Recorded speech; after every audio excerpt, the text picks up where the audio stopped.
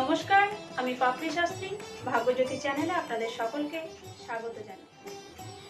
বিভ্রান্ত হবেন না। বুজরুকির ফাঁদে পা না দিয়ে জ্যোতিষশাস্ত্রটিকে বিজ্ঞানসম্মতভাবে এবং যুক্তির সাথে শিখতে, জানতে এবং বুঝতে ভাগ্যজ্যোতির পর্দায় অবশ্যই চোখ রাখার চেষ্টা করুন।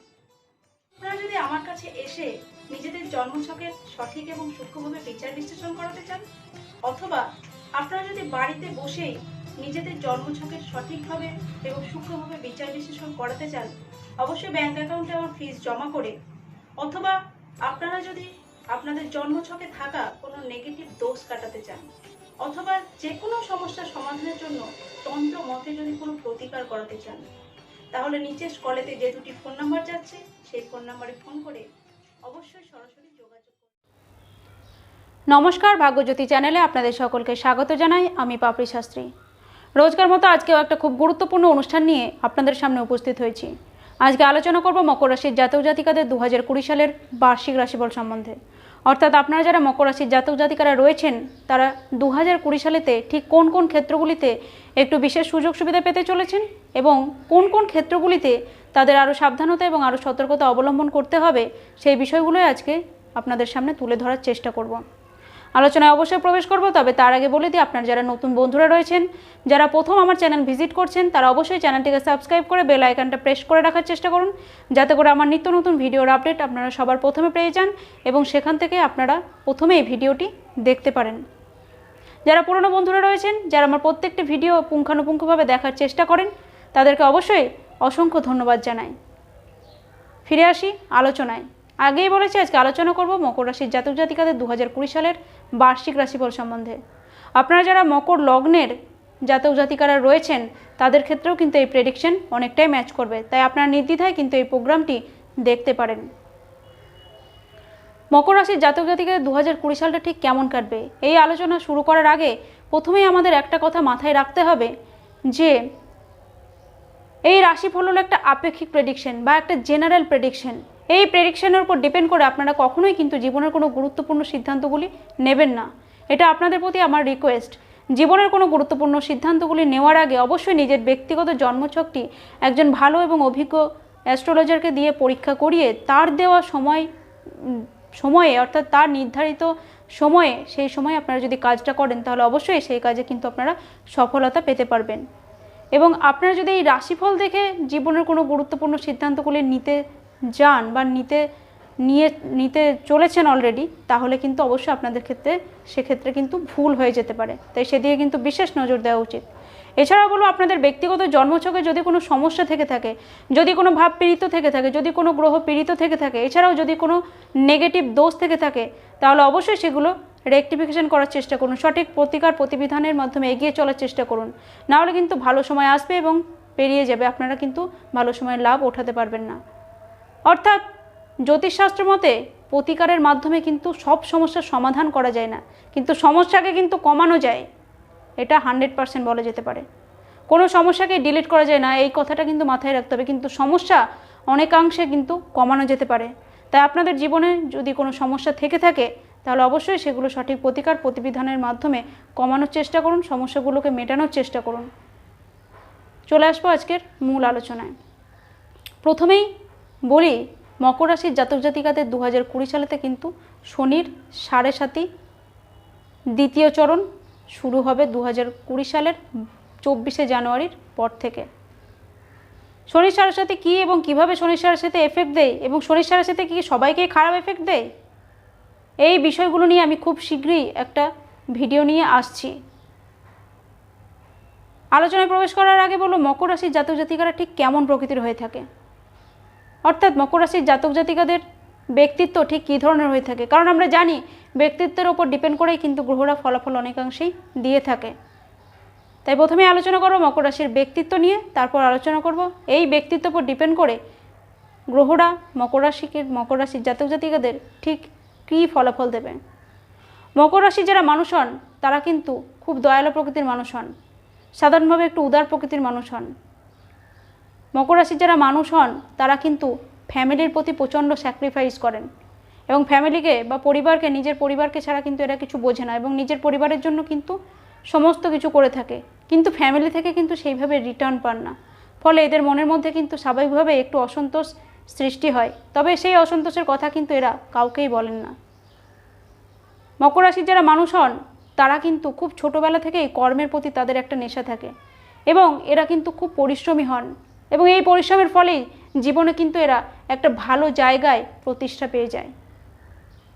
মকর রাশির যারা মানুষ হন তারা কিন্তু ভাই বোনেদের ভীষণ ভালোবাসেন। মকর রাশির যারা মানুষ হন তারা কিন্তু বাড়ির বাইরে প্রচণ্ড উৎফুল্ল থাকেন এবং বাড়ির মধ্যে ঢুকে গেলে এদের মনের মধ্যে কিন্তু একটা অজানা ডিপ্রেশন কাজ করে। মকর রাশির যারা মানুষ হন তারা কিন্তু কর্মের প্রতি অগাধ বিশ্বাসী হন এবং কর্মের প্রতি কিন্তু এরা অত্যন্ত সচেষ্ট হন, অর্থাৎ কর্মপাগল মানুষ বলা যেতে পারে এদেরকে। খুব ছোটোবেলা থেকে এদের কর্মের প্রতি কিন্তু একটা নেশা বা ঝোঁক আমরা লক্ষ্য করে থাকি। মকর রাশির যারা মানুষ হন তারা কিন্তু খুব ছোটোবেলা থেকে প্রেমের প্রতি তাদের একটা ন্যাক থাকে এবং এই প্রেম কিন্তু এদের মনের মতো হয় না, ফলে এদের কিন্তু একাধিকবার প্রেম আসতে জীবনে দেখা যায়। মকর রাশির যারা মানুষ হন তাদের বিবাহিত জীবনও কিন্তু মনের মতো হয় না, অর্থাৎ এদের পার্টনারের সঙ্গে কিন্তু এদের মতানৈক্য দেখা যায়। এদের পার্টনার এদের কথা শোনে না বা এরা পার্টনারের সঙ্গে ঠিকঠাক অ্যাডজাস্ট করতে পারে না।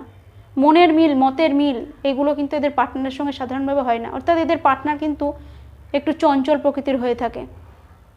মকর রাশির যারা মানুষ হন তারা কিন্তু প্রচণ্ড ইন্টেলিজেন্ট প্রকৃতির হয়ে থাকেন, অর্থাৎ খুবই বুদ্ধিমান হয়ে থাকেন এবং কোনো কাজ কিন্তু একবার যদি দেখে নেয় এরা তাহলে কিন্তু খুব সহজেই শিখে যান। টেকনোলজিক্যাল জ্ঞান কিন্তু এদের খুব ভালো থাকে। মকর রাশির যারা মানুষ হন তারা কিন্তু প্রচণ্ড বন্ধুবৎসল হয়ে থাকেন এবং বন্ধুদের সঙ্গে আড্ডা মারতে, গল্প করতে, সিনেমা দেখতে এরা কিন্তু খুব ভালোবাসেন। মকর রাশির যারা মানুষ হন তারা কিন্তু প্রচণ্ড পরোপকারী হয়ে থাকেন, অর্থাৎ পরের উপকার কিন্তু করতে এরা খুব ভালোবাসেন। এরা সাধারণভাবে কোনো ভিক্ষুক, দরিদ্র মানুষদের কিন্তু সাহায্য করে থাকেন এবং সকলকে সাহায্য করার মেন্টালিটি কিন্তু এরা সাধারণভাবে রেখে থাকেন। পরিশ্রমের মাধ্যমে একটা জায়গা অর্জন করার ক্ষমতা কিন্তু এদের থাকে এবং এরা সাধারণভাবে সেই জায়গাটা কিন্তু অর্জন করেও থাকেন। এই যে একটা ব্যক্তিত্ব মকর রাশির জাতক জাতিকাদের, এই ব্যক্তিত্বের উপর ডিপেন্ড করে 2020 সালেতে গ্রহরা মকর রাশিকে ঠিক কীরকম ফলাফল দেবে, আজকে সেই বিষয়গুলো আপনাদের সামনে তুলে ধরার চেষ্টা করব। 2020 সালেতে রাশিফলের বলতে গেলে প্রথমেই আমাদেরকে তাকাতে হবে প্ল্যানেটদের পজিশন ওয়াইজ, অর্থাৎ যে 4টি প্ল্যানেটকে আমরা বেছে নেব সেই 4টি প্ল্যানেট হলো বৃহস্পতি, শনি, রাহু এবং কেতু। এই 4টি প্ল্যানেটের উপর ডিপেন্ড করেই কিন্তু আমরা 2020 সালের রাশিফল আলোচনা করব। এই 4টি প্ল্যানেটসই কেন? কারণ এই 4টি প্ল্যানেট কিন্তু দীর্ঘদিন ধরে এক একটা রাশিতে অবস্থান করে। বৃহস্পতি একটা রাশিতে 1 বছর ধরে অবস্থান করে, শনি মহারাজ একটা রাশিতে 2.5 বছর ধরে অবস্থান করে, রাহু এবং কেতু কিন্তু এক একটা রাশিতে 2.5 বছর ধরে অবস্থান করে, 1.5 বছর ধরে অবস্থান করে। অর্থাৎ একটা কথা মাথায় রাখতে হবে যে এই যে দীর্ঘদিন ধরে এক একটা রাশিতে এই সমস্ত গ্রহগুলিদের অবস্থান, আপনার রাশি সাপেক্ষে এরা যদি শুভ গ্রহ হয়ে থাকে বা শুভ ফলদাতা হয়ে থাকে তাহলে কিন্তু এদের শুভ ফল আপনি দীর্ঘদিন ধরে লাভ করে থাকবেন এবং আপনার রাশি সাপেক্ষে এরা যদি অশুভ ফলদাতা হয়ে থাকে তাহলে কিন্তু এদের অশুভ ফল আপনাকে দীর্ঘদিন ধরে ভোগাবে। বৃহস্পতি 4 নভেম্বর 2019 সালে বৃশ্চিক রাশি থেকে ধনু রাশিতে নিজের স্বক্ষেত্রে প্রবেশ করেছেন এবং সেখান থেকে মকর রাশি সাপেক্ষে পঞ্চম দৃষ্টি দিয়ে রাশির চতুর্থকে দেখছেন, সপ্তম দৃষ্টি দিয়ে রাশির ষষ্ঠকে দেখছেন এবং নবম দৃষ্টি দিয়ে রাশির অষ্টমকে দেখছেন। শনি মহারাজ রাশিতেই অবস্থান করছেন এবং সেখান থেকে তার তৃতীয় দৃষ্টি দিয়ে রাশির তৃতীয়কে দেখছেন, সপ্তম দৃষ্টি দিয়ে রাশির সপ্তমকে দেখছেন এবং অবশ্যই রাশির দশম দৃষ্টি দিয়ে দশম ভাবকে দেখছেন। রাহু অলরেডি ষষ্ঠভাবে অবস্থান করছে রাশি সাপেক্ষে এবং সেখান থেকে তার পঞ্চম দৃষ্টি দিয়ে রাশির দ্বিতীয়কে দেখছে, তার সপ্তম দৃষ্টি দিয়ে রাশির দ্বাদশকে দেখছে, তার নবম দৃষ্টি দিয়ে রাশির দশমকে দেখছে এবং তার দ্বাদশ দৃষ্টি দিয়ে রাশির সপ্তমকে দেখছেন। আমরা জানি জ্যোতিষশাস্ত্র মতে কেতুর দৃষ্টি না থাকলেও কেতুর একটি প্রভাব কিন্তু রয়েছে। কেতু বৃহস্পতির সঙ্গে ধনু রাশিতে অর্থাৎ মকর রাশি সাপেক্ষে দ্বাদশভাবে অবস্থান করছে এবং সেখান থেকে চতুর্থ, অষ্টম এবং ষষ্ঠভাবে কিন্তু তার একটা প্রভাব দিয়ে রেখেছে। এই যে প্ল্যানেটারি পজিশন, এই পজিশন ওয়াইজ মকর রাশিকে 2020 সালে গ্রহরা ঠিক কীরকম ফল দেবে, আজকে সেই বিষয়গুলো আপনাদের সামনে তুলে ধরার চেষ্টা করব। প্রথমেই বলবো মকর রাশির জাতক জাতিকাদের শরীর স্বাস্থ্য নিয়ে। 2020 সালে কিন্তু আপনাদের শরীর স্বাস্থ্য নিয়ে একটু বিশেষ সাবধানতা অবলম্বন করতে হবে। রাশিতে শনি অবস্থান করার কারণে আপনাদের কিন্তু বিভিন্ন রকম ডিপ্রেশন আসতে পারে, বিভিন্ন রকম কর্মের ফলে বিভিন্ন রকম কর্মক্ষেত্র থেকে যে কোনো কাজই আপনারা করুন না কেন আপনারা কিন্তু মেন্টাল স্যাটিসফ্যাকশন সেভাবে পাবেন না, এবং এই নিয়ে কিন্তু আপনাদের মনের মধ্যে একটা ডিপ্রেশন আসার চান্স রয়েছে। বিভিন্ন রকম পেন রিলেটেড সমস্যা, যারা বয়স্করা রয়েছেন তাদের কোমর থেকে পা পর্যন্ত বিভিন্ন ব্যথা রিলেটেড সমস্যা কিন্তু আপনাদের ভোগাতে পারে। এছাড়াও আর্থারাইটিস হতে পারে। এছাড়াও যারা আর্থারাইটিসে অলরেডি ভুগছেন তাদের ক্ষেত্রেও কিন্তু সমস্যা আরও বৃদ্ধি পেতে পারে। বিভিন্ন পেটজনিত সমস্যা, গ্যাস অম্বলজনিত সমস্যাও কিন্তু আপনাদের ভোগাতে পারে। এছাড়াও দাঁতজনিত সমস্যা বা স্কিন রিলেটেড কোনো সমস্যাও কিন্তু আপনাদেরকে ভোগাতে পারে, তাই সেদিকে কিন্তু একটু বিশেষ নজর দেওয়া উচিত। আপনারা যারা মহিলা রয়েছেন মকর রাশির তাদের ক্ষেত্রে কিন্তু গাইনোকাল প্রবলেম আসতে পারে, এবং যারা অলরেডি গাইনোকাল প্রবলেমে ভুগছেন তাদের ক্ষেত্রে কিন্তু সেই প্রবলেম আরও বৃদ্ধি পাওয়ার সম্ভাবনা রয়েছে, তাই সেদিক দিয়ে অবশ্যই কিন্তু আপনাদের ডাক্তারের পরামর্শ নেওয়া উচিত। এবারে বলবো অর্থভাগ্য নিয়ে। 2020 সালেতে আপনাদের আগের থেকে অর্থভাগ্য কিন্তু অনেকটাই ভালো হবে, অর্থাৎ আপনারা কিন্তু অনেকটাই সেভিংস করতে পারবেন। তবে এটা মনে রাখতে হবে যে কিছু ক্ষেত্রে আপনাদের কিন্তু আর্থিক ব্যয় আসতে পারে, পরিবারকে কেন্দ্র করে এবং পরিবারের লোকজনদের রোগকে কেন্দ্র করে আপনার কিন্তু অনেকটাই অর্থ ব্যয় হওয়ার সম্ভাবনা কিন্তু রয়েছে। তবে এবছরটা কিন্তু আপনারা অনেকটাই অর্থ সেভিংস করতে পারবেন, যদি না আপনাদের ব্যক্তিগত জন্মছকের দ্বিতীয় ভাবটি অনেকাংশে ড্যামেজ থাকে। এবারে বলবো চেষ্টার জায়গাটা। চেষ্টার ক্ষেত্রে কিন্তু আপনাদের অনেকটাই গাফিলতি থাকতে পারে, তবে আপনাদের যে জেতার মেন্টালিটি বা পরাক্রম, ষষ্ঠভাবেতে রাহু থাকার কারণে সেখান থেকে কিন্তু জেতার মেন্টালিটি আপনাদের রাহু দেবে। অর্থাৎ আজকের কাজটা আপনাদের কালকে হতে পারে, কিন্তু হবে আলটিমেটলি। চেষ্টার ক্ষেত্রেটা কিছুটা গাফিলতি থাকলেও আপনারা কিন্তু চেষ্টা শেষ পর্যন্ত করবেন এবং কাজটাও কিন্তু কাজটাও কিন্তু সফল হবে। আপনাদের যারা ভাই বোন আছে, ভাই বোনেদের সঙ্গে কিন্তু আপনাদের সম্পর্ক কিছুটা খারাপ হওয়ার চান্সেস রয়েছে। আপনাদের ভাই বোনেদের সঙ্গে কিন্তু আপনাদের মনোমালিন্য বা মতানৈক্য কিন্তু হতে পারে। এছাড়া 2020 সালেতে আপনাদের কিন্তু মাথা গরম হতে পারে, মাথা গরমের একটা টেন্ডেন্সি রয়েছে, এবং মাথা গরম হয়ে গেলে আপনারা কিন্তু উল্টোপাল্টা কথা বলে ফেলতে পারেন। ফলে যারা আপনাদের নিকট আত্মীয় স্বজন আছেন তাদের সঙ্গে কিন্তু আপনাদের কিছু ক্ষেত্রে বাকবিতণ্ডা বা মনোমালিন্য হওয়ার কিন্তু একটা প্রবল সম্ভাবনা রয়েছে। তাই অবশ্যই মাথাকে ঠান্ডা রাখার চেষ্টা করুন এবং সবার সাথে একটা ভালো সুসম্পর্ক বজায় রাখার চেষ্টা কিন্তু আপনারা করুন। এরপর বলবো গৃহ নিয়ে। গৃহের বিভিন্ন রকম সমস্যায় কিন্তু আপনারা দীর্ঘদিন ধরে ভুগছিলেন, সেই সমস্যা কিন্তু 2020 সালে অনেকটাই মিটবে। আপনাদের গৃহে কিন্তু কোনো মাঙ্গলিক অনুষ্ঠান হওয়ার সম্ভাবনাও রয়েছে, অর্থাৎ আপনাদের গৃহগত যে সমস্যা আপনারা দীর্ঘদিন ধরে ভুগছিলেন সেই সমস্যা কিন্তু অনেকাংশেই কেটে যাবে। যারা 5 থেকে দ্বাদশ শ্রেণী পর্যন্ত পড়াশোনার মধ্যে রয়েছেন মকর রাশি যে সমস্ত জাতক জাতিকারা, তাদের পড়াশোনার ক্ষেত্রেও কিন্তু অনেকটাই ভালো রেজাল্ট হবে, বা পড়াশোনাটাও কিন্তু আগের থেকে অনেকটাই বেটার জায়গায় যেতে চলেছে। কারণ 4th হাউসে বৃহস্পতির দৃষ্টি থাকার কারণে কিন্তু অনেকটাই আগের থেকে রিকভারি হবে। অর্থাৎ আপনারা যদি পরীক্ষাও দিয়ে থাকেন কোনো, তাহলে সেক্ষেত্রেও কিন্তু রেজাল্ট অনেকাংশেই ভালো হওয়ার সম্ভাবনা রয়েছে। এরপর হলো প্রেম নিয়ে। যারা অলরেডি প্রেমের মধ্যে রয়েছেন, যারা প্রেম করছেন, তাদের কিন্তু প্রেমের ক্ষেত্রে একটু বাকবিতণ্ডা বা মনোমালিন্য আসতে পারে। ছোট ছোট বিষয়কে কেন্দ্র করে কিন্তু একটু ঝগড়াঝাটি হওয়ার সম্ভাবনা রয়েছে, এবং সেইগুলো নিয়ে কিন্তু আপনাদের মনের মধ্যে অনেকটাই ডিপ্রেশন ক্রিয়েট হতে পারে। তাই অবশ্যই সেই দিকগুলোতে আপনাদের কিন্তু একটু বিশেষ সাবধানতা অবলম্বন করতে হবে। আপনারা যারা উচ্চশিক্ষা করতে চাইছেন তাদের উচ্চশিক্ষার কিন্তু যথেষ্ট যোগ রয়েছে। যাদের ঝকেতে পিএইচডি করার যোগ আছে তাদের পিএইচডি কিন্তু 2020 সালেতে হয়ে যাবে, অর্থাৎ আপনারা কিন্তু ভালো জায়গায় চান্স পাবেন। এডুকেশন কিন্তু উচ্চশিক্ষা, আপনার হায়ার এডুকেশন বা উচ্চশিক্ষা কিন্তু 2020 সালেতে আপনাদের অনেকাংশেই হওয়ার সম্ভাবনা রয়েছে। 2020 সালেতে আপনাদের কিন্তু বিভিন্ন শত্রুতার কবলে পড়তে হতে পারে। ব্যক্তিগত জন্মছকে যদি ষষ্ঠ ভাবটি আর অনেক বেশি ড্যামেজ থাকে তাহলে তো আরও সমস্যা বাড়তে পারে। তবে বৃহস্পতির দৃষ্টি ষষ্ঠভাবে থাকার কারণে শত্রুরা কিন্তু আপনার সেভাবে ক্ষতি করতে পারবে না। তবুও আপনাদের কিন্তু অনেকটাই সাবধানে থাকা উচিত। বিবাহিত জীবনের ক্ষেত্রে বলবো, বিবাহিত জীবন কিন্তু আপনাদের অনেকটাই সমস্যার মুখে পড়তে পারে। অর্থাৎ সমস্যা বলতে আমি এখানে বিচ্ছেদের কথা বলতে চাইছি না, সমস্যা বলতে দুজনের মধ্যে বাক বিতণ্ডা, মনোমালিন্য, ছোট ছোট বিষয়কে কেন্দ্র করে অশান্তি, এছাড়াও একে অপরের কথাকে না মেনে চলা। আপনি যেটা বলবেন সেটা আপনার পার্টনার মানবে না, আপনার পার্টনার যেটা বলবে সেটা আপনি মানতে পারছেন না।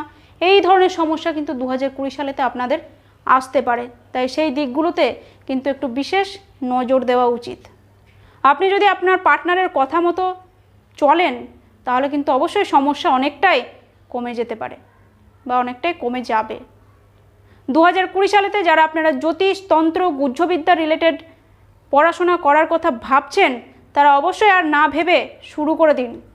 কারণ 2020 সালেতে আপনাদের কিন্তু এই সমস্ত পড়াশোনার ক্ষেত্রে অনেকটাই পজিটিভ রেজাল্ট দেবে। 2020 সালেতে মকর রাশির জাতক জাতিকাদের আধ্যাত্মিক মেন্টালিটি অনেকটাই বাড়বে, ভগবানের প্রতি ভক্তি শ্রদ্ধা কিন্তু অনেকটাই বাড়বে, সেটা কিন্তু বলা যেতেই পারে। 2020 সালেতে আপনাদের ভাগ্য কিন্তু মোটামুটি শুভই বলা যায়।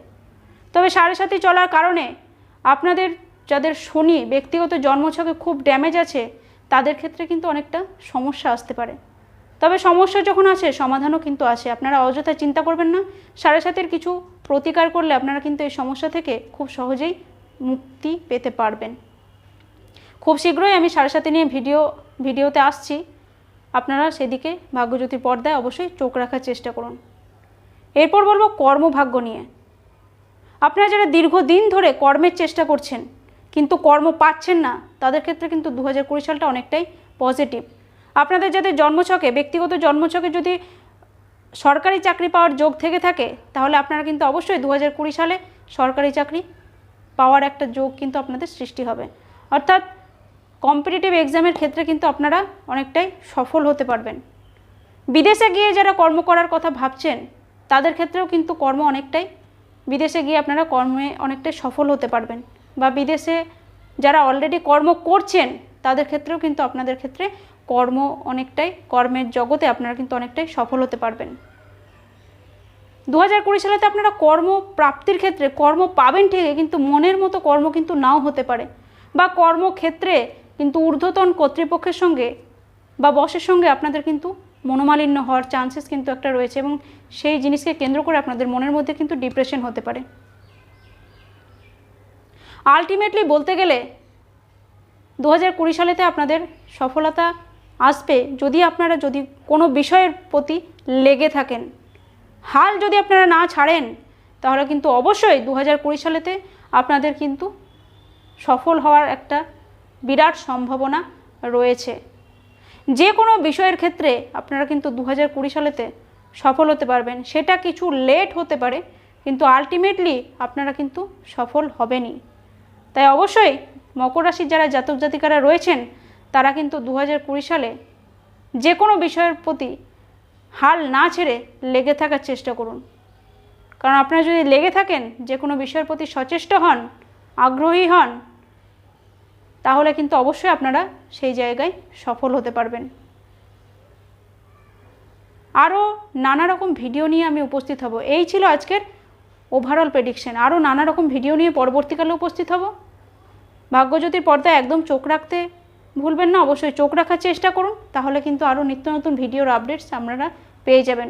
খুব শীঘ্রই আমি নানা রকম ভিডিওর আপডেট নিয়ে হাজির হব। এই ছিল আজকের মকর রাশির জাতক জাতিকাদের 2020 সালটা কেমন যাবে সেই সম্পর্কে আলোচনা। অবশ্যই আপনারা চিন্তা করবেন না, ঘাবড়াবেন না, সমস্ত কাজের বিষয়ে সচেষ্ট হন, চেষ্টা করুন, নিশ্চয়ই সফলতা অর্জন করবেন। আপনাদের সর্বাঙ্গীন মঙ্গল কামনা করে আজকের মতো এখানেই বিদায় নিলাম। ভালো থাকুন, সুস্থ থাকুন, নমস্কার।